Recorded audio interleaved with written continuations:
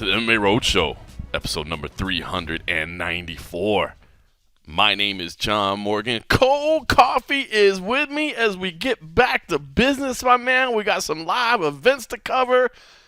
I still had a live event to cover last week, but you didn't. How did you enjoy your weekend away from mixed martial arts? It was fantastic. I'll tell you, it felt like a little vacation, even though I didn't do anything. It was just like a staycation. But dude, I slept in, got up, took nice little walks. I worked on my tan, even though it's at the end of the year.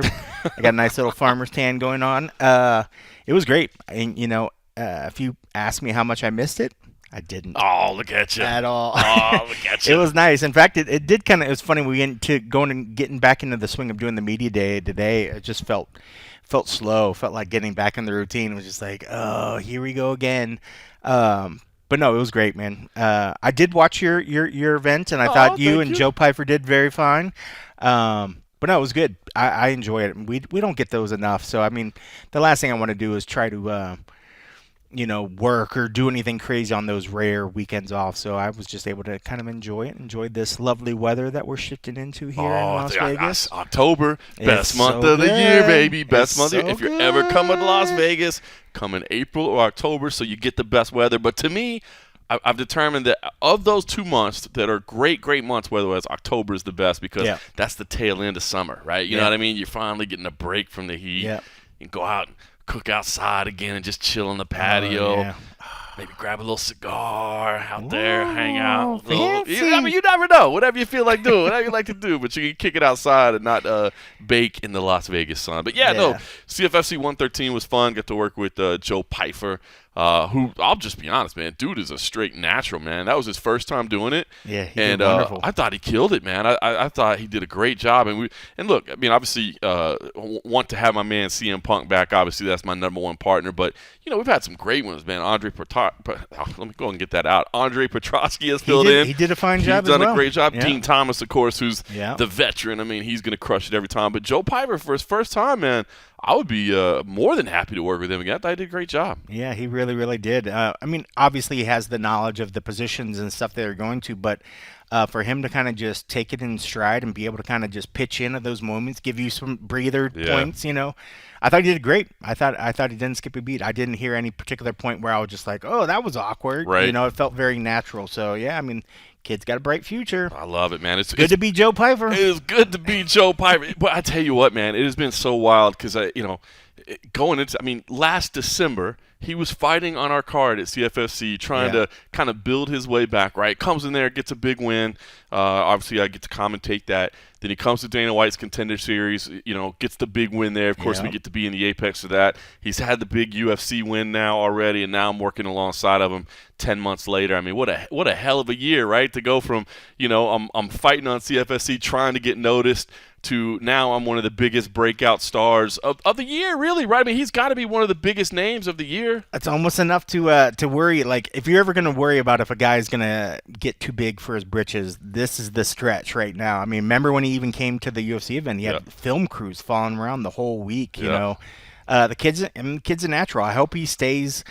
If that what we're seeing now is a humble version of himself, I mean, I hope he stays like this because, I mean, the kid's got a bright future. He's got talent, and he's got his head on his shoulder, and, man, he's got a future that, a lot of these fighters want to do commentary. They want to pitch in that sort of stuff, but that's a tough gig. It is. I mean, it's tough. Not everybody has they might have the knowledge and the skill set, but being able to actually say what is in your head and say it in a manner that you're delivering it to where somebody watching the show is like, oh, okay, cool. That adds something. Right. He was a natural in it, So it's funny, because it was his first time doing it, originally we were, okay, how are we going to do this with the post-fight interviews, right? Yeah. So there's two ways you can do it. Either A, we can go have him do it, but we're like, man, he's never done it before. Do we want to have him do it? The other way you do it is I could go do it, but if I go do it, that means I got to turn over the broadcast to him to fill and handle everything while I move from the booth. That would be the worst option in terms of the duties, right? Not just in the fact that he couldn't just fill air for 30 seconds or whatever. But you just got to know. And it's not that it's hard, but it's just you've never done it before, right? So what we decided was, well, let's do this because we don't necessarily want to have to throw the interviews on him because he's never done it before, and we don't want him to have to control the broadcast. So why don't we do like we used to do during the pandemic, which is the fighter will stay in the cage, we'll shoot him there, and then we'll have a steady cam on us, and then we can interview him like that. We can do it back and forth, put a headset on the fighter, and we did that for the first one. And I think it was Rob, our CEO, Rob Hadak, who was like, hey, I don't really like the way it looks. Like, let's go in cage. And so they made the call on the fly to have Joe go do the in-cage interview. So now he wasn't even supposed to do that. And we had, told him, like, bro, don't even worry about it. You don't have to sweat it. And, man, without batting an eye, he was like, no problem. He jumped in there, and he did good. And, yeah, man. And talking about jumping in the fire, throwing him in there and getting him hot. I mean, like, but no, it was great. Because I watched the first one that you did. And I saw that I didn't think it would look bad at all. I thought it was fine, But obviously, Rob's seen a lot of them, and he wants the best product to come out. I mean, it's his product. Seeing a guy inside the cage interviewing is going to look a heck of a lot better than two guys sitting at a cage where one's interviewing and the other guy's just awkwardly in the frame. Right. And that's partially probably what he's like, let's just get rid of that. Because you could even see some of the bleachers or the risers behind you in the background as well. I haven't even seen the shot. It wasn't like an isolated sort of shot where it was just you guys. So, I mean, I guess I could see where he might think that the shot was cluttered for what you were trying to do. But for him to be able to go in there and just take the interview, and from that, I thought he did great. Me too, man. I look forward to working with him again. We had a good card, man. Main event was a little slow. Heavyweight MMA, unfortunately, sometimes that happens. You either get, a first-round crazy knockout, or it gets to be kind of a slog at times with heavyweights, and unfortunately it did. But rest of card was real good, man. So if you want to check that out on UFC Fight Pass, obviously that's been archived there. Heartbreak for my man Santo Coratola, man. Just have to throw that out there for him, man. A guy that our former champ at CFFC who really, man, was just on an absolute tear, and then got to Dana White's Contender Series and had a loss. Then came back to CFFC, competed for an interim title, had a loss, got caught, and looked great, man. Santo looked amazing. He's fast. He's moving well. He's mixing the strikes together. The combinations, man, punch, kick, takedown, all right together.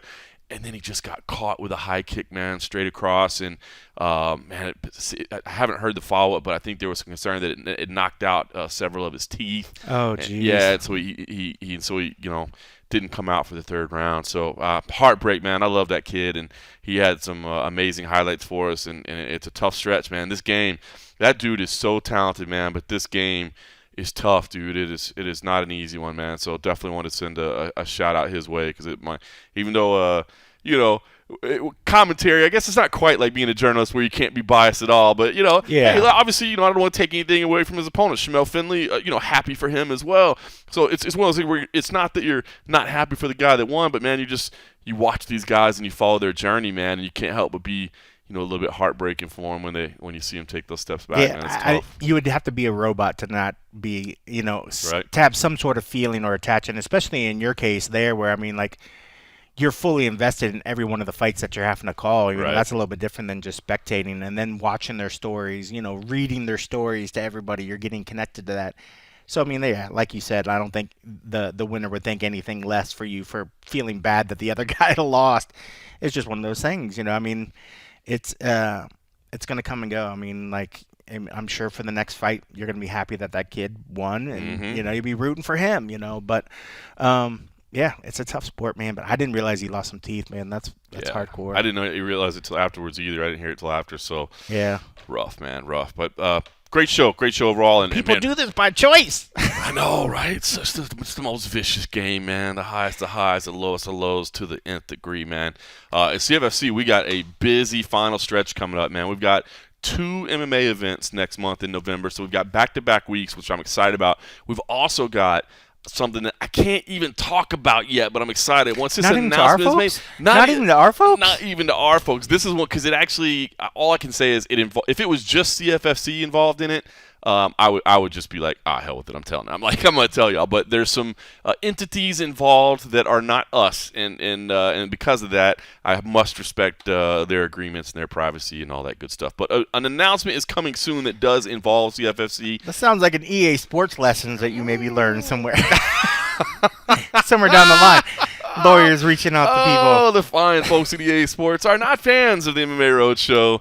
and I apologize for that. But no, we got that. So we got that coming up in November, and then in December we got another MMA show, and it looks like we're going to have an end-of-year grappling show again as well, Fury Pro Grappling. So looking forward to all that is coming up in the fourth quarter. But for now, this week it is UFC Fight Night 212. Oh, you know what? I did want to share one story real quick that I forgot about.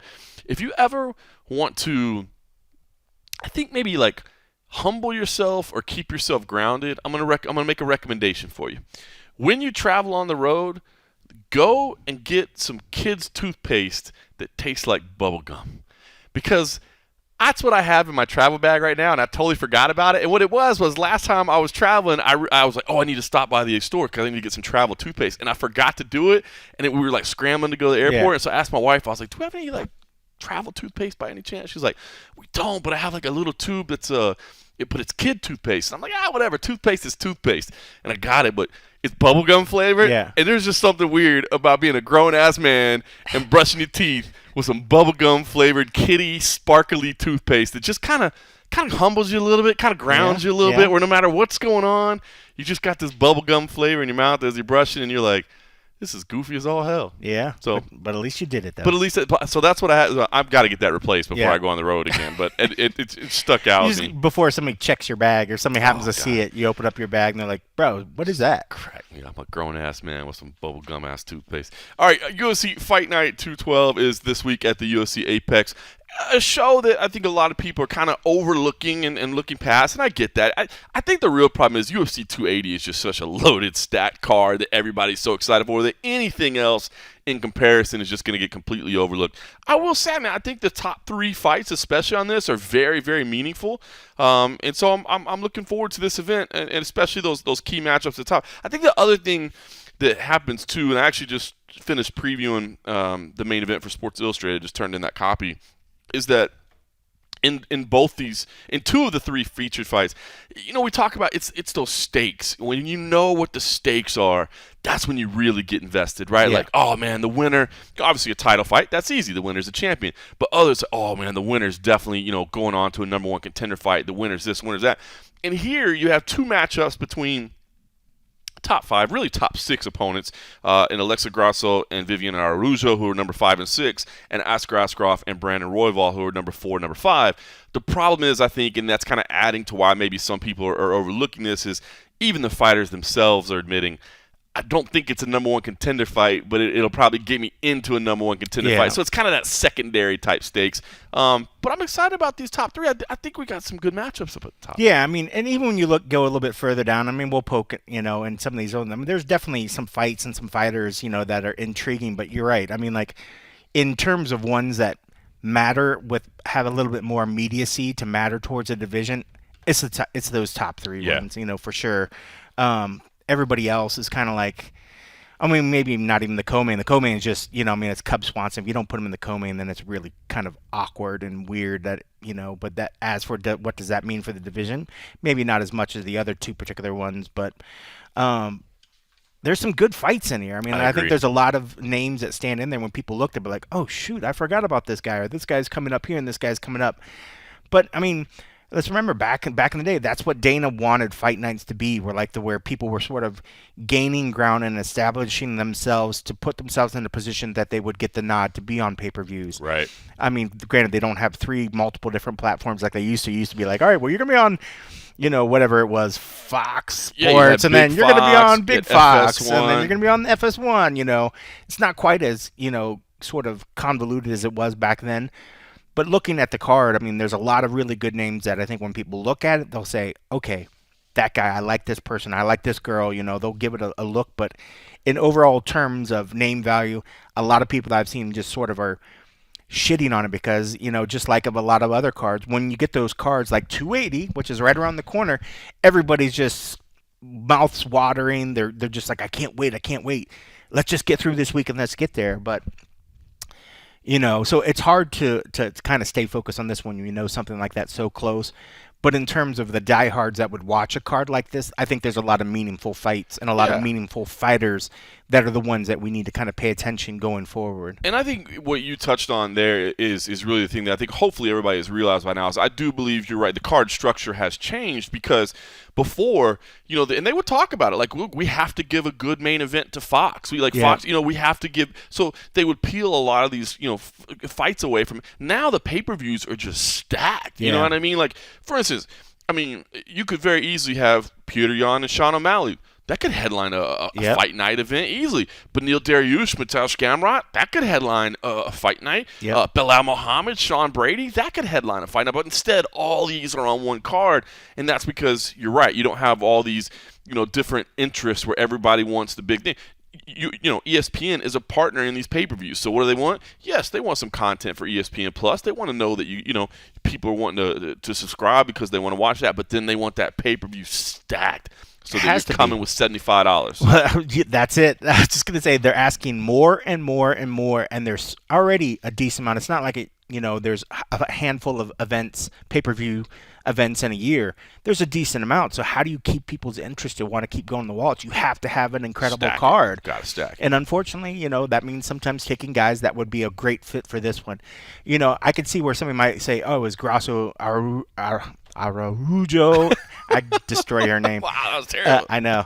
I haven't had any beers. That's why I probably would have just rolled off there. Right up over here. I'm having an award-winning Pabst Blue Ribbon. That's how we doing it today.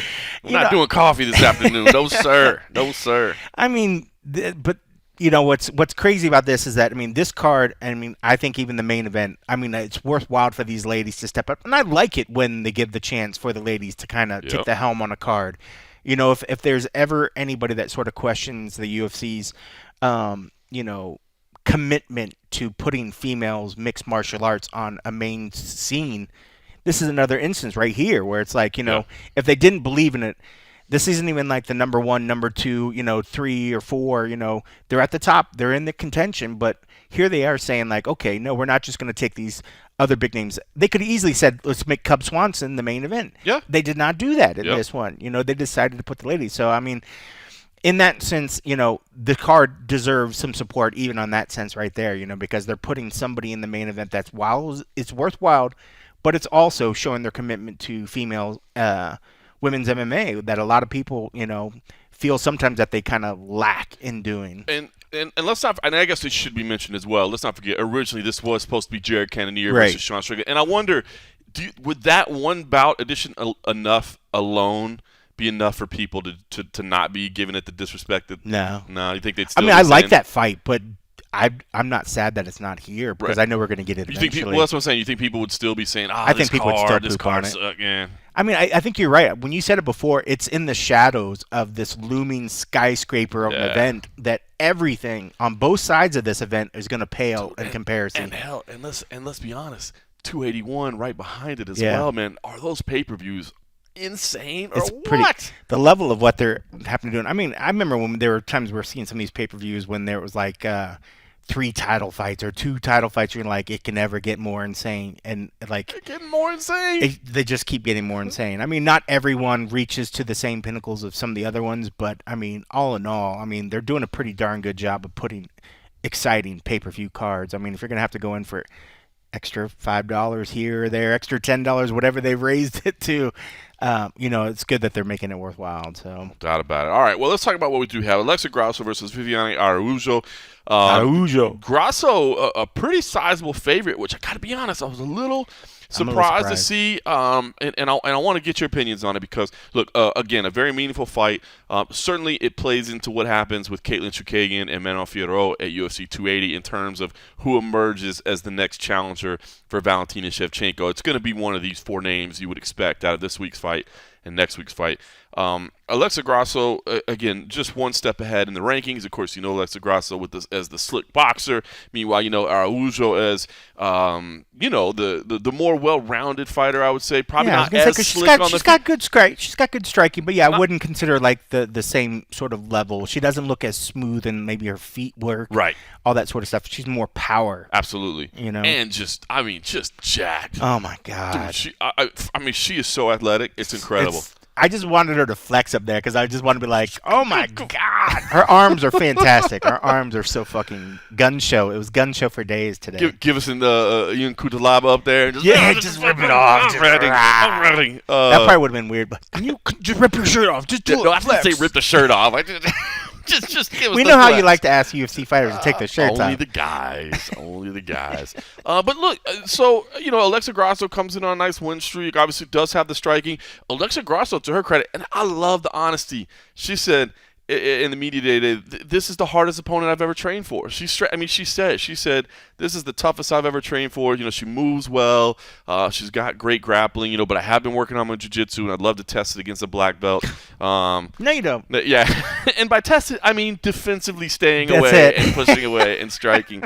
Meanwhile, Viviani, a lot of respect for Grasso as well. Said, look, she's got phenomenal boxing. I know that, but we've been working on it. And she also said, look, and she was honest as well. She said, I've been working on my wrestling because I believe I can take her down and I can keep her there. And that's what we're going to work on. It's that's the fight. game plan that makes sense. Yeah. It's the only thing that makes sense. Alexa needs to keep the fight standing, needs to wear her down with strikes, and then if she hurts her and takes her to the ground, good, go for it, but wait till she's hurt. Yep. And on the flip side, don't try to make it a striking battle. I mean, if you're feeling good and you're feeling your hands, you're feeling a little something, that's cool, but if it's not working, get to what works for you. Right. I mean, cause she doesn't want to take too much damage from Alexa because Alexa, she's tough as nails, man.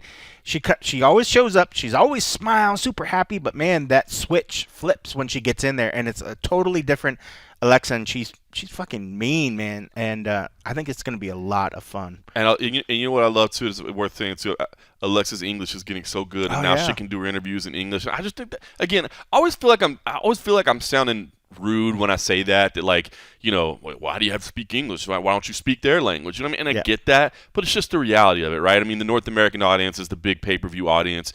And obviously most of that is English speaking. So I think it's great. And of course, obviously she speaks Spanish as well, so she's got the appeal to that community as well. But it's so cool to see her up there doing those interviews without even anybody translating the question, or not even anybody on standby just to make sure she understood or something. She's just rocking it out. That accent's hot though. I'm not gonna lie. Whatever. The accent's hot because it works. So all right, keep doing you, girl. Let's fight. All right. Are your picks in? Picks are in. And I initially leaned towards Grasso. I kind of leaned towards Grasso as well, but I was a little bit surprised to see that I thought this would be basically like a pick'em type fight. She's sitting at minus 220. Yeah, well, right now it says 2 on this particular one. Well, I guess it depends who. DraftKings, if this is current right now, DraftKings on this particular site, Best Fight Odds, which is not an advertising, but if somebody wants to give us, Best Fight Odds is a good place to go. Yeah, it's a decent one. It's got all the lines. They are at minus 215. BetMGM's minus 225. Caesars minus 230. Vivian is plus 185 at DraftKings, plus 185, plus 190, all sort of roughly around that area. So it's not the biggest underdog. Biggest favorite sort of numbers, but clearly everybody's seeing Alexa as the favorite one. So I have to tell you what, though, don't just discount Viviani at your That's what I want to see him. Risk, I want to see him when they're face to face, when they're on that weigh-in day. I just want to see how the size difference. And granted, size is not everything, but I mean, it's not like we see Vivian go in there and get tired and just sort of deplete, man. If she can carry that strength, and if she can get the fight on the ground, we see her get fights on the ground. We've seen people take Alexa down. It's not that Alexa never gets to the ground. She just does a decent enough job when she gets there to stay out of trouble. But man, yeah, I leaned initially for Grasso, but I'm still thinking I still need to take that one last look when they're in the same room, staring up at each other and see how well they look. It didn't look like either one of them was struggling. I don't think we're having any issues making weight or anything like that. So. Big women's flyweight matchup there. We'll see how it plays out. Big bantamweight matchup in the co-main event. Cub Swanson versus Jonathan Martinez. Now, interesting day at media day today, right? Jonathan Martinez, who, if you've listened to this show, you know how we feel about Jonathan Martinez, which is I absolutely love the guy because it is crazy to me how scared he is of doing media, and hasn't had an opportunity to do a whole lot of pre-fight media, but we've seen him in post-fight scrums and stuff over the years, and he's deathly terrified of getting in front of the cameras. And it cracks me up because when you think about what they do for a living, man, bro, you strip down to your shorts, you get into a steel cage and you have hand-to-hand combat with another human being, and that doesn't make you nervous. But just telling me how you're feeling makes you nervous. Yeah. I mean, it's wild. It's a backwards world. It's the underworld. I love the guy so much. The upside down world. That's it. It's incredible, man. It's so incredible. So he came into the media day today, and as expected, he just answers like 2-word answers, very softly, very quietly. And I actually posted the video on my Twitter account. At the end, it's hilarious when it's over, and it only lasted about like 2.5 minutes, I think, maybe 3 minutes. And at the end, like you can see him go like exhale, and then it actually picks up on the mic, which I didn't hear in the room. He's like, "Oh shit!" Like I'm thinking, like thank God it's over, and he's got this look on his face like, exhale, and I'm done. And it's one of the most unique one of the most unique characters I've ever seen in the sport, because again, to do what they do for a living, you would just think that being in front of a camera and talking would be absolutely nothing. It cracks me up. He's like the one extreme, kind of like we'll see like Cowboy. Cowboy hated going in there fighting. You know, he'd have all these moments of where he was completely shitting himself with fear until he got in there and take a couple punches. But then when you see him on media day, it was like the most cordial, most like wonderful person where you're like, I can't believe you fight. And there's another guy, it's like he looks so shy, and you're just like, there's no way this guy could ever get in there and fight. And then he flips the switch, and then he goes in there and he's completely different. And it's cool because we actually got to hear from his teammate that says, like, you guys don't get to see the real him, right. You know? Like, he actually talks. And I heard somebody else say that, too, and I'm like, I want to see that, you know? Like, I want to see that version. I mean, you could tell that he's got a good sense of humor, that he likes it, you know? Even the way that, even just saying, like, oh, shit, just being humble, but being also just sort of having fun with that moment. It's like, bro, just be like that when you're talking to us, and, like, we're just going to love you for it, you know? I mean, it's got to be a little bit intimidating to go in there and knowing that these are the same people that might. I mean, media does have a bad rep at times because a lot of times they do some silly shit. You know, they'll take a phrase and then make a title, and it makes it seem like you're picking on a fighter. Right. So a fighter immediately might go in there thinking that, okay, I'm walking into an unfriendly room with all these cameras, with all these stuff. He's like, I just want to get through it. I just want to get through it. Whereas if they came in there thinking like, hey, these people are on my side. Let's just have a good time. Let's just have the most fun that we can have right now, and then let it be done. But it's tough to flip that switch. I mean, everybody always says, you know, like when they always say, what's one of your biggest fears? What do people always usually say? And it's public speaking. Yep. You know, like nobody likes to do it. It's one thing to say like, oh, I just don't understand why they don't just talk. Why don't they just... It's easy to say that when you're on this side of the camera, and it's easy when you say it when you're not in front of a bunch of people. But I mean, like, I think back to any book report or anything I did when I was a kid, and it was always very unnerving, you know, like it never felt good. As I got older and as I did it enough, I think I got better about it. But we all went through those phases where everybody's just like, oh my God, this is the worst. This is the worst. Just for some people, just kind of still going the career, and they're still just going, you know. All right, so that was the one side of it. We knew what to expect. It wasn't any surprise. We know Jonathan Martinez hates doing stuff, and he's such a fun fighter too, man. I love watching him fight. But then the flip side of it, we got this unique Cub Swanson moment. Right now, this one caught us totally by surprise because Cub Swanson, generally, I think he's one of the most well-liked among us in terms of just hearing him talk, because he's very real, he's open, he's honest, he has great perspective.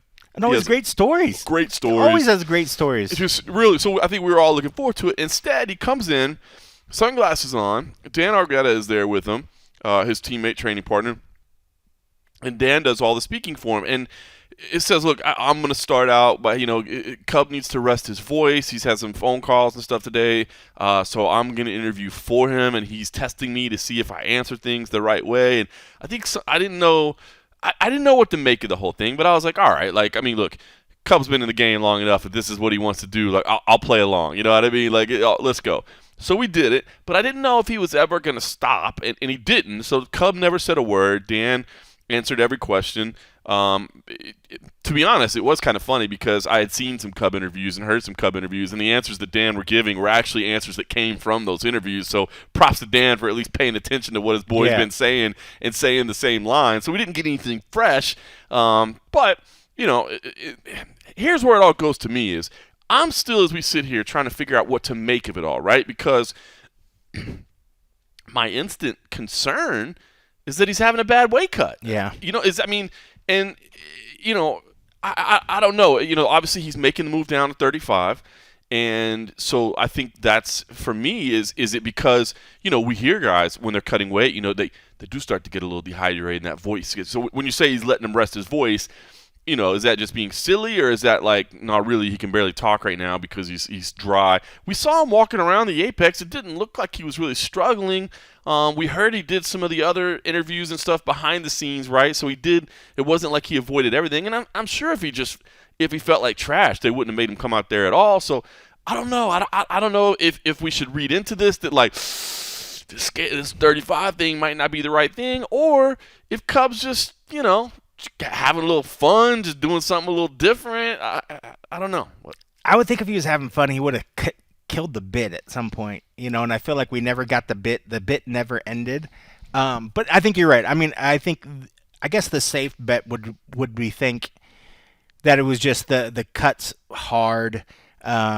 He's feeling a bit out of sorts and just doesn't want to talk. It's just so out of character that it just leaves us all scratching our head because we've never seen Cub be like this before. We've seen Cub in weight cuts before where he actually looked like he was really struggling, but he still was Cub, right.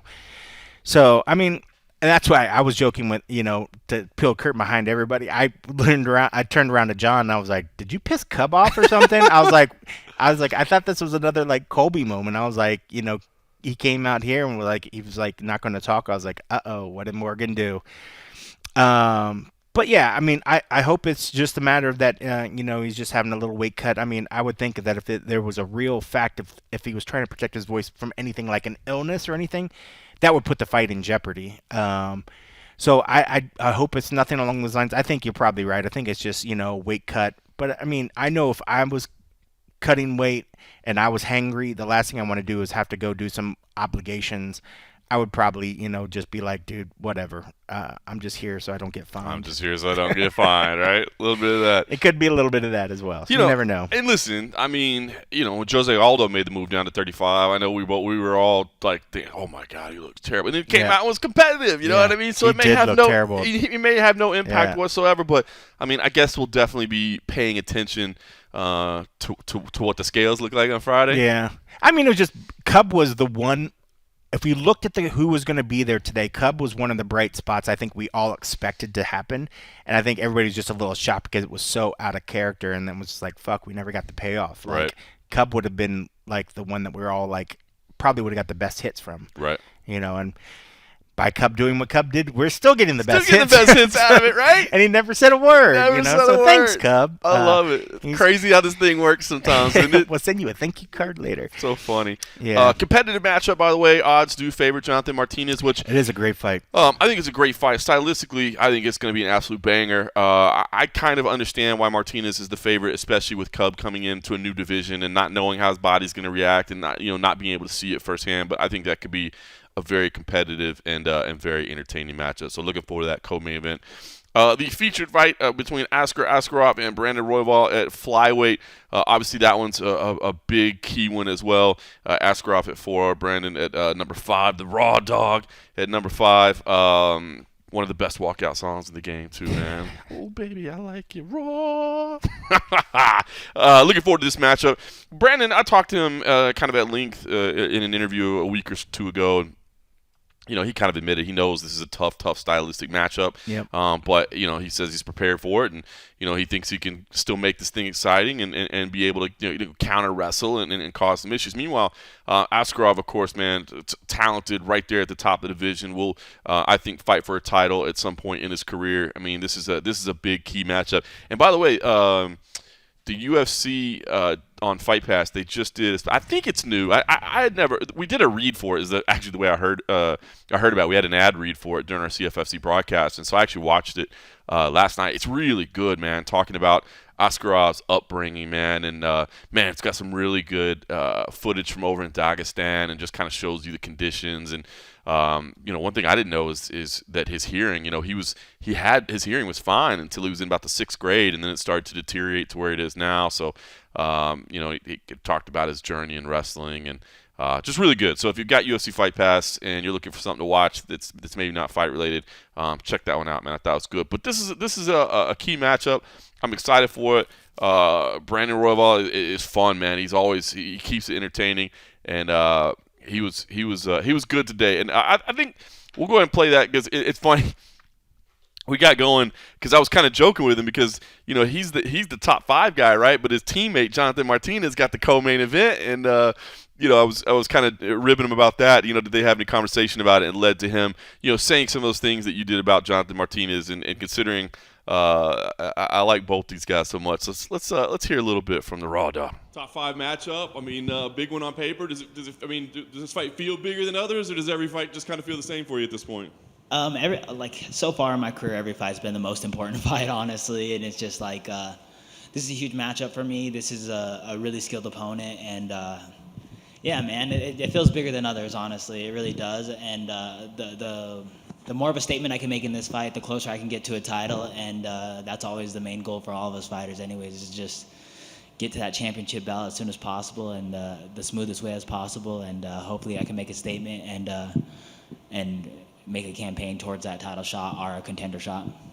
Your teammate stole the co-main event from you, man. Did you let him know you're not going to stand for that? Yeah, no, I love it. I love that he has an opportunity to be the co-main event. Jonathan deserves it, man. He's been working his butt off. He's been working really hard, man, and it was really cool. I knew when the main event dropped off, I immediately texted my manager, and I would campaign for me to try to get that main event spot. I was like, hey, 5 rounds suits me well. I have really good cardio. I believe in my cardio a lot, and I was hoping for that 5-round spot. And I was like, hey, I hear they're not.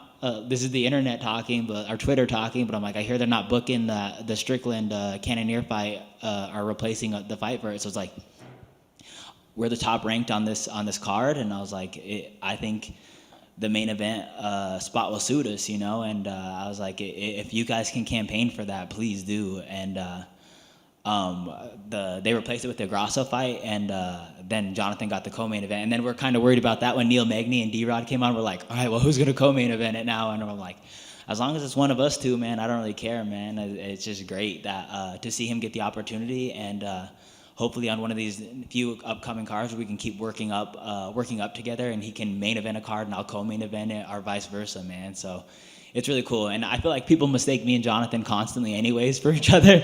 So it's one of those things that it's like it's funny anyways, because they're like, Brandon Royval's fighting Brandon Royval's fighting twice on this card, or like whatever it is, or Jonathan's fighting twice on this card. So it's hilarious, and it was really cool to prepare with him this whole entire time. You guys have slightly different interview styles, though. Yeah. I don't ever shut up, and Jonathan's super quiet. It's so funny though, in like real life or whatever. He's just like the funniest person you'll ever meet, and just like really outgoing, and just I wish he'd break those barriers, because oh man, he's an incredible person, man, and he's hilarious, and he's one of the funnier people I've ever met. So it's like, if he's ever able to get comfortable, and I'm hoping they keep giving these co-main event spots or these main event spots where he's doing these medias and making the proper call-outs and stuff, and you can just see this kid turn into a superstar, because that's what he is, man. He's a superstar, and he deserves all these spots and everything that's going towards him, and it's cool to see him do it without having like having to not be himself, and like he's still like, when I first met Jonathan, he came to the gym, I couldn't even believe he came to a new gym because how quiet he was like the first week, and he would just sit there and he'd be like, oh. Yeah. So to see like to one, get to know him, and it didn't take me long to break the barrier with him, because I don't ever shut up, and so it didn't take me long to break the barrier with him, but yeah, I just hope you guys really get his full personality one day, because that's an amazing kid, and man, I hope that like he gets all these interviews in the world so he can get better at it and make the proper call-outs and just navigate his career the way he needs to. That's awesome, man. Those are kind words. All right, so we talked ahead of time. I mean, obviously what Asker's style is like, but what are you expecting from him? I mean, we know you for exciting fights. Like, can this be an exciting fight, or do you feel like, man, I got to get ready for a grind in this thing? Oh, it's gonna be both, man. I want to grind. I want to grind. I want to like prepare to grind him out, and I think we talked about it. Just put out that Steve Fontaine mindset of just, I'm gonna fight, and I want to make it hell for both of us. And it's like, if I feel the hell and if I feel the pain of a fight, then I know he's feeling it. And it's like, I want to put us both through hell, and I want to come out the top person. And that's the whole entire goal of this fight: is just drag us to hell and come out lighting that fire. You know what I'm saying? obviously we got to see everything plays out, and you laid out how the division is. Do you have a prediction for how the fourth fight goes in the championship matchup? Do you know who's going to come out of that one? Yeah. Brandon Moreno's going to win, and they're going to hold up the division, have a sixth fight, and that's just my luck, and that's what it's going to be, I don't have a necessary prediction, but knowing how everything's going to shape out, Brandon Moreno's going to win. They're going to fight 6 times in a row or 5 times in a row, however many times they fought. Do you think, you win here, you make that statement you want to make. Do you think you try to get on that card maybe to kind of, being on the same schedule or be available as a backup or whatever? I think Pantoja got the backup spot, but ideally I can try to navigate. If I can go out there, get a finish on Askarov, I don't see why that wouldn't earn me a Pantoja rematch on the undercard on that, or not the undercard, but somewhere on that card, you know what I'm saying? And yeah, that's the goal, man, to go win this fight and then try to line myself up with one of these guys. The winner or loser of that fight would be great. Our Pantoja would be great. Or the winner would be even better. But I don't necessarily see that happening as of right now. So Brandon, what's up, brother? What's your sleeve? What's my sleeve? It's like a Japanese style sleeve of like the temples, samurais, and just kind of like an Asian style, man. Yeah. What did you think? Why'd you do that? Yeah. So when I was 18, I was gonna get the same exact tattoo. It's just like the samurai and all that stuff, and mainly impulse, I guess. Impulse. I won a couple bonuses in a row, and I remember there's this dude. I followed this like Colorado tattoo page, and there's this dude who was like going as a guest artist coming out from Philly, and I was like, damn, I really like his style. I like black and white art and all that stuff, and it was like, I don't have a fight in the next coming months, and it was like, if I can sneak in this, so I shot him a direct message. That blue check mark probably helped me out a little bit. I shot him a direct message, and I was like, yo, I would love to be your piece of artwork. And then I like went to like one of my dad, who's like, he's like, what is it, he's well thought out, like he's not making rational decisions and like irrational decisions. Yeah, he's a rational person, and he was like, if you're gonna get it by that guy. So I shot him a message, and then like an hour later I put the deposit on, and the next week I was getting tatted, and I was like, damn, I can't believe I just did that. Like it was probably the most irresponsible thing I've ever did with money, but also just like the most impulsive thing someone like me has ever done, because I just like, I'm so cautious, and like if I make a decision, it's gonna take 6 days, all the above. So it was just like, I couldn't believe I did it. And it was like one day I had 0 tattoos, and the next day I had I'm more tatted than most people I've ever met. So it was just kind of funny how it all worked out. And it was really cool too, because it's like, if I'd have got this sleeve when I was 18, I would have probably had it like stick figure, drawn samurai, all the above. And it's just like, I'm glad I could do it when I earned some money and had the proper tattoo artist and just had the same idea and all that stuff. So it's kind of funny it worked out that way. Well, I think you made a good decision because it looks dope. Yeah, I got voted, like, I don't know if this means anything, but like, it doesn't mean anything, but like on UFC Instagram tattoos, I got voted the best sleeve, so I was pretty stoked about that. That is fantastic. Thank you. Brandon back here. How's it going? I know we have the big flyweight title fight coming up, and usually when you have a UFC champion, the world accepts them as the best in that division. But now that Demetrius Johnson is back and winning, as someone in this flyweight division, who do you consider to be the best flyweight in the world? The best flyweight in the world is Demetrius Johnson, man. That's the GOAT. I love watching him fight. I think he's probably the most well-rounded. What he does is amazing, and it's like, one day if I win that belt, I want to merge titles, man. That would be ideal, right? Is to go out there and fight Mighty Mouse. That'd be a dream come true. It's fighting someone that's just done so much for our division, our sport, and just someone that's just undeniably probably the best that's ever happened in the sport.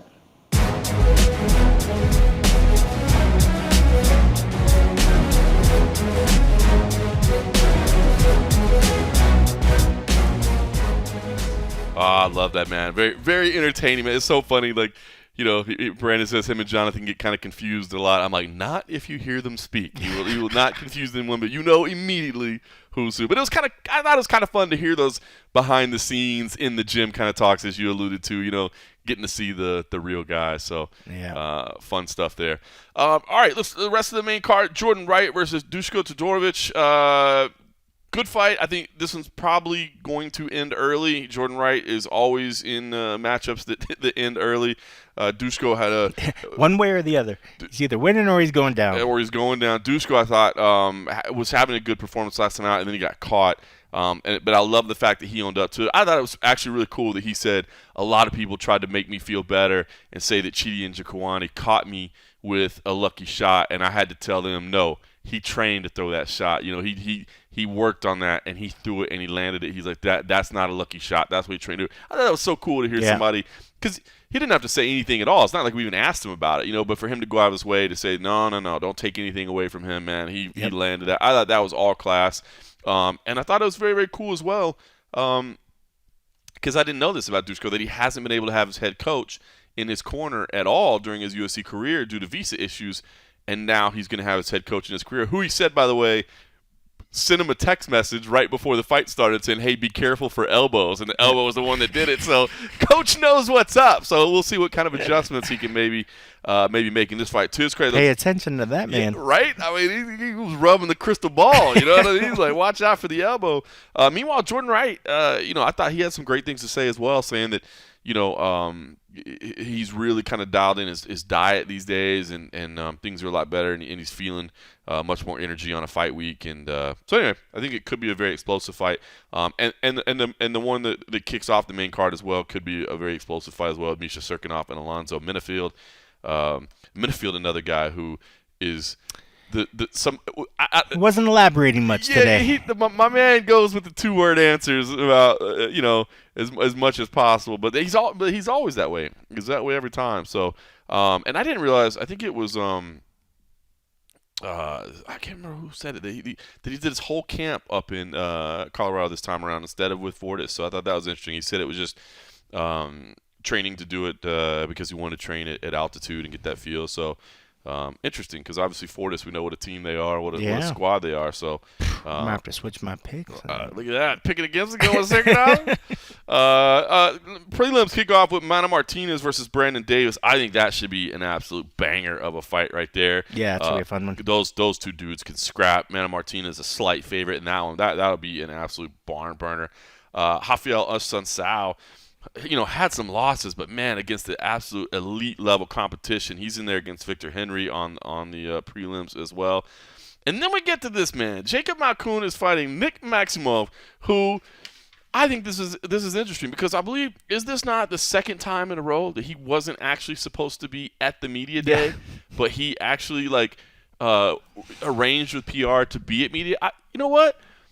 Now I hesitate as I say this, because if everybody on the roster did it, we'd have some very long media days.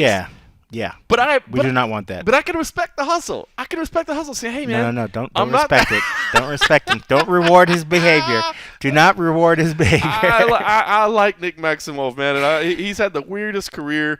The ups and downs, and man, as he came and said, look, I think after his last fight, so incredibly frustrated after his last fight, and yet here he was at media day, even though he wasn't scheduled to do so. And so I wanted to hear from Nick Maximov as well, because this dude's just a character to me, man. I like him.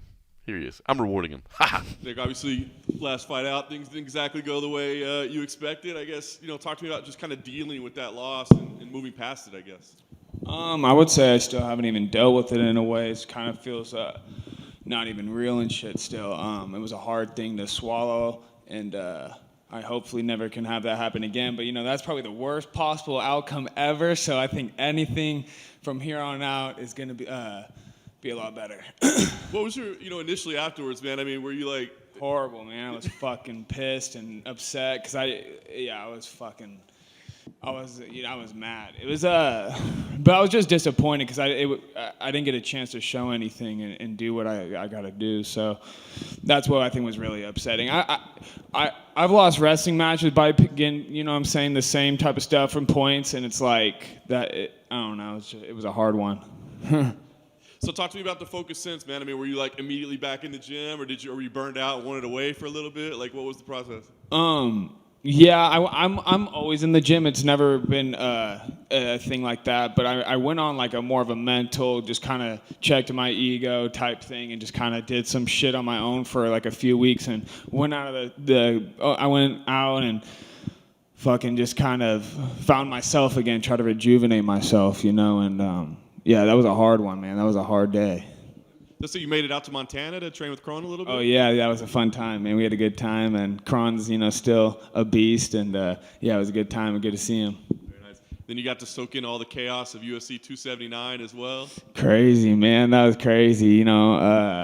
Nate's a G forever, and I think the way Hamzat approached that shit showed his true colors, man. That's some bitch-made shit. You know what I mean? I don't care what you do at the end of your career or whatever, bro. That you can't be doing shit like that, And props to Tony for stepping up too, because that's taking a fight with Nate Diaz on one day's notice is not easy. Yeah, I was just saying. Seeing all that firsthand, is that kind of, I guess, is there lessons in that for you that, like, you've got to be ready for anything? That whole thing shook up in a day, but it worked out great for Nate, right? Yeah, I did. Yeah, that was a great ending, like a storybook ending, really. And I don't think it happened to anyone else but Nate, if in anyone's career ever. So it was cool. But yeah, it's I would say though, like, we always have crazy shit happen to us all the time, so it wasn't like we were not even that tripping on it, but everyone else was, like the whole press conference getting canceled and stuff. I thought it was an over exaggeration on everything, but who knows? All right, so you get back to that, then you get to your career. Had you hoped to fight sooner than this, or was this about the time? Way sooner, but they were just holding me out, Yeah, I wanted to fight like 4 or 5 times this year, but yeah, I guess it doesn't always go your way. At least you got a matchup here. Give me your thoughts on Jacob as an opponent. What do you think of him as a fighter? I think he's good. I think he's solid everywhere. He comes from a really good camp. It's a tough fight, but every fight's a tough fight, I think he's definitely better than my last guy, but I don't want to even diss him like that. But he's really well-rounded, and he's definitely, could be a top-ranked guy one day. Big win here. Does that erase what happened earlier in the year, or is that still going to burn? No, that's going to burn forever, man. I don't think so. And I would like to get that back one day, but I got to work my way up. Props to him, but I got to do my thing too. That's the last thing for me. I guess, what kind of fight do you think we see here? Is this something that you can go dominate and get a quick win this time around, or do you grind him out? I'm thinking like everything I've done my last 23 years, 24 years doesn't even matter anymore after that last fight. So I think you're going to see a Maximov 2.0, and everyone's going to be pleasantly surprised and excited. Nick, back here. You said you were training up with Kron in Montana. What's he up to these days? A lot of fans are always wondering if he's ever going to get back into He's the out in the fucking boonies, hunting shit, killing shit, and just living his Montana life, man. He's just kicking it. But he seems happy in like a good headspace, so we didn't really talk about fighting, though. We were just kind of trying to talk about life and just how everyone's doing, and we'll see. But I bet he'll fight again. I think it's just how he is. And you talked about the chaos surrounding 279 and Hamzat and everything. If he moves up, do you view that as unfinished business with your camp? Of course. Yeah, I would love to fight that dude. Even just watching how he fought Kevin Holland. Kevin did a pretty good job for a day's notice, and Kevin's not a wrestler. So I think 85 would be a really tough weight for him. I don't see him getting past a lot of the top 10 guys, but we'll see. And there's another middleweight coming from the Contender Series, Bo Nickal's making a lot of noise. I would love to fight Bo Nickel. A lot of people seem to think he could compete in the top 10 right away, even before his UFC debut. What do you make of that? How can you say you're going to compete with a top 10, top 15 guy, and no offense to Jamie Pickett, but fight Jamie Pickett? It's fucking crazy, right? That's like, it just doesn't make sense. These guys just say anything for a headline. You know what I mean? Like, oh, I'll fight Izzy. Like, I saw people saying you wanted to fight Izzy and shit. But then you're finding the bottom-ranked guy on the roster. Like, let's be real here. Like, come on, So what did you make of his comment saying if he fought on the prelims, he'd probably retire? Then retire. Fucking go retire. Was that Nick? So, with this matchup, is it going to be Chico High Wrestling versus Australian Wrestling, or what's up? Oh, hell no. I wrestled at college, brother. It's Clackamas Community College wrestling against Aussie wrestling. And then, you say that it's Nick Maximov 2.0. Is this the point where we're going to see your boxing come out? More than that, I think just like you're going to see like the excitement. Like before it was almost like protecting something. Now it's like everything to gain. Now let's gain something, right? So before it was like the record, this and that, blah, blah, blah, the dumb shit. Now it's like, here we go. Let's do something exciting. Let's get people what they want to see, Is it kind of like you've already been submitted in the first round. Like it's. Like, That's the worst way for me to lose, in my opinion, is how I lost. So I'm like, yeah, I have nothing to lose now. Really nothing to lose. And then finally, WWE's been talking to Nate. Jake Paul's been talking to Nate. Ryzen's been talking about Nate with Floyd. Like, what would you like to see Nate do? Whatever suits him best. I think, man, he's such a great boxer. I would love to see him box some of the better boxers in the world. I think he'd surprise a lot of people. So I hope he does something like that. And but he should just do whatever he wants to do. I mean, he can do. He can do that. So. Yeah, we'll see. I hope he boxes, though, man. He's a really good boxer. And his last fight, he looked great, too. He looked like a kickboxer in his last fight, you know what I'm saying? So, yeah, we'll see.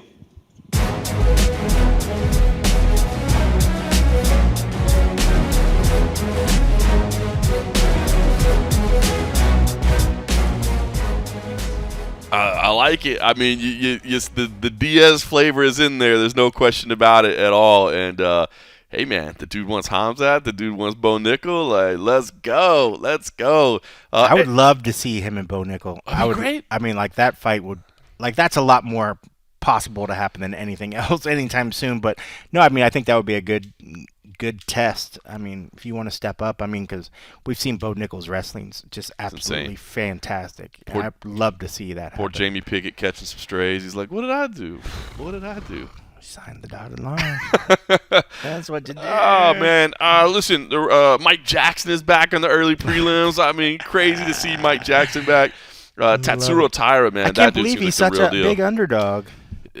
Massive. Oh, wow. I didn't see that. Pete Rodriguez is the biggest favorite on the card. Yeah, I was just thinking. I was looking up ahead. I was like, oh, man, which one's the biggest one? I didn't look that far down. That is easily I'm the seeing biggest. Pete Rodriguez at minus 675, minus 700, depending on kind of where you're looking. And Mike Jackson come back at plus 500. So if you're rolling with the truth, might be able to cash some checks. You could throw a little, throw some little pocket money on there. Hope for the best. There you go. Late addition to the card with Joe Anderson, Brito, and Lucas Alexander, and then of course Pierre Rodriguez and Sam Hughes as well. So listen, I think we're gonna have an entertaining Saturday afternoon. I'm looking forward to it.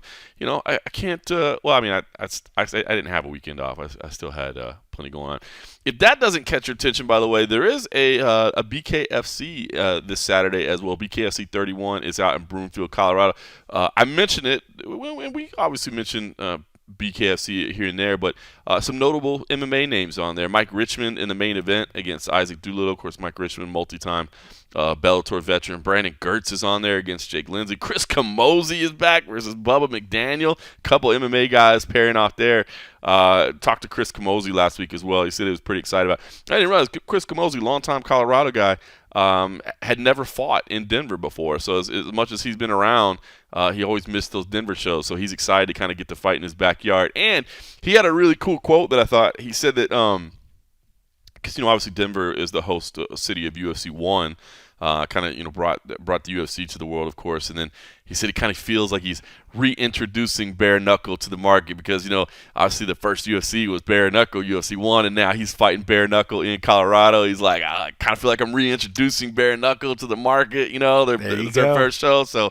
That is on Saturday as well. So is that Deontay Wilder fight? Deontay Wilder as well. I don't know how to say his opponent's Hellenius. I don't know. You gonna be watching that one?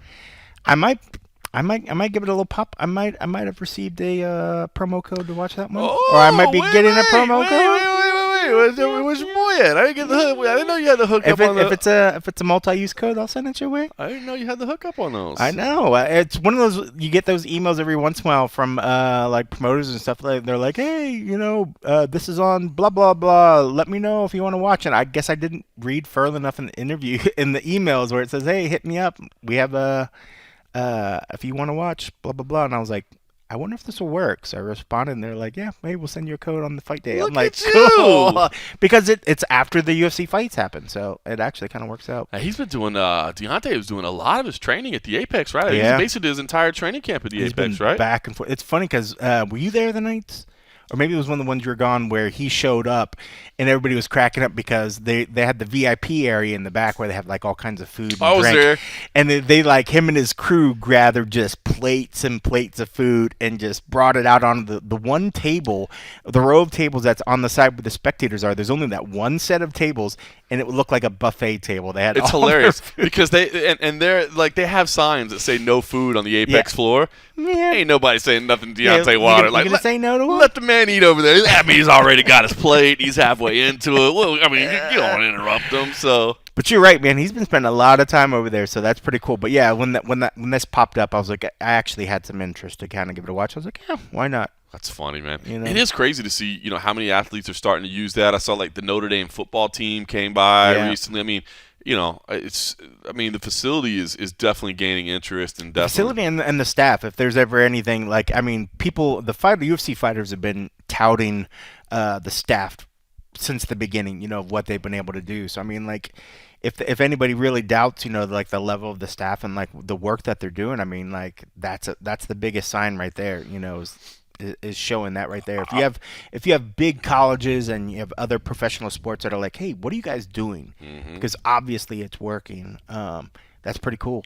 It really is. And I mean, the truth is, and I've said it before, but I'll say again, if you're a fighter and you have the ability to relocate to Las Vegas, like you don't have family tying you down or you don't have work obligated, whatever it may be, while you're in your fighting career, man, you should absolutely move out here, man, and take advantage of that facility because Free food.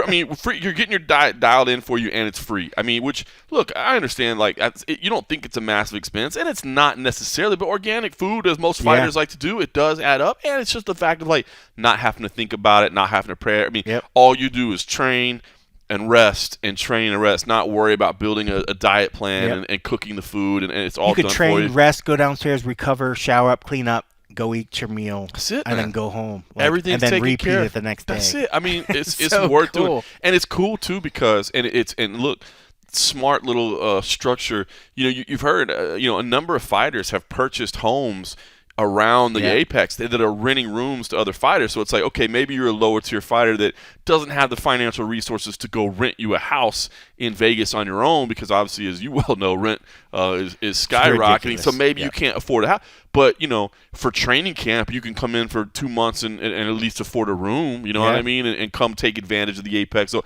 and so I think it's so cool because, number one, that allows more people to do it. But at number two, now you have fighters that are investing in real estate. You know what I mean? And they're buying properties off of renting it out to other fighters. It's like, good cool. for you, man. That's pretty cool. Pretty smart, man. I like to see that. So anyway, if you're a fighter, take advantage of the Apex, man. It's there for you and all the services. Like I said, the rehab services, the recovery services, the food, all that stuff, man. There's no reason not to do it. So UFC Fight Night 212 on Saturday. We'll have you covered. Of course, Nice and early, not a late one. And of course, if you are a supporter of ours over at patreon.com/the MMA Roadshow, as we certainly would appreciate it, we'll certainly get you loaded up with that and a half episode and the repeat. Had a week off from the and a half this past week with the show, no UFC show. So, but we're getting back to action, and of course, man, things are going to start getting busier. I'm so tired of these political texts that I'm getting. It's nonstop. It's nonstop. I know. Well, I was gonna say they keep coming up on my computer. Okay, just go. I was looking for the schedule for next week, and I got like 3 come vote for me's. Yeah. And you know what, man? Vote for D's nuts, motherfucker. You know what else is dude, in the mail, man? How much money is spent on printing up those big ass things that I look 2 seconds at and throw in the trash, man? That's pretty bad. Fucking crazy, man. It's pretty bad. Anyway, patreon.com/the MMA Roadshow for the and a half support. Yeah. Don't spend your money on those people. Yeah, spend your money on supporting the podcast, not on these political advertisements. And don't text me, damn it. In the meantime, thanks for listening.